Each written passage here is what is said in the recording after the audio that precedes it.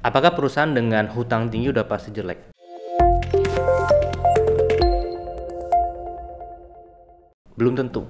Jadi kita pertama harus melihat secara bisnis modelnya dulu, karena kita nggak bisa mengeneralisasi bahwa perusahaan dengan hutang besar itu dia jelek. Contoh misalnya ada perusahaan Menara di Indonesia di mana dia punya debt to equity, rasio hutang terhadap modalnya itu sekitar di atas 3 kali gitu. Dalam kacamata finance biasanya mengatakan bahwa kalau misalnya debt to equity sudah setinggi itu biasanya jelek, perusahaan jelek. Belum tentu. Karena kenapa?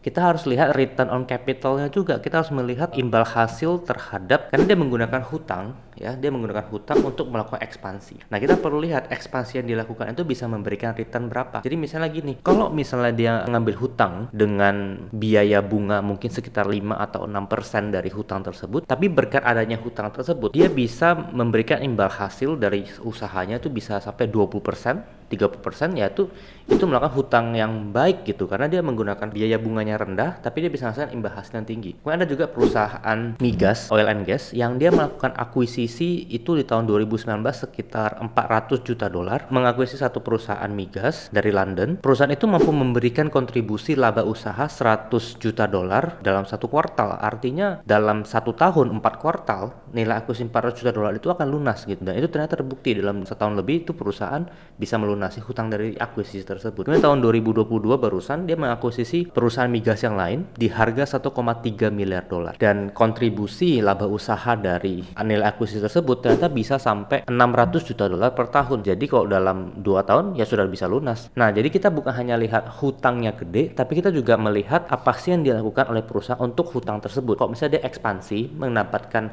laba yang lebih besar atas hutang tersebut, tapi hutang tersebut menggunakan bunga yang rendah, ya itu menandakan bahwa itu menggunakan hutang yang baik gitu. Tapi ada juga beberapa perusahaan di mana dia berhutang untuk biaya operasionalnya karena nggak bisa nutup. Dia mencetak laba, ada perusahaan makanan Indonesia, dia mencetak laba di atas kertas, tapi duitnya nggak ada gitu. Akhirnya cash flow-nya macet gitu. Akhirnya mau nggak mau dia harus ngambil hutang. Dia ngambil hutang untuk apa? Untuk membiayai operasionalnya dia sampai nanti penjualannya ditagih gitu. Nah, kadang kan penjualan tuh kalau misalnya piutangnya nggak tertagih ya dia harus menelan hutang yang gede sekali, dan juga dia harus bayar bunga. Nah, jadi ibaratnya saya sering ibaratkan tuh begini, kalau misalnya kita punya duit, kita mau pinjemin ke orang yang mana? Ada 2 teman kita datang pinjem duit. Satu, dia mau buka usaha, ya dimana ada plannya segala macam. Yang dua adalah dia pinjam duit buat makan. Kalau misalnya dia pinjam duit buat makan, ya kita harus rela siap-siap bahwa duit kita akan hilang gitu, karena itu konsumtif, ya tidak produktif.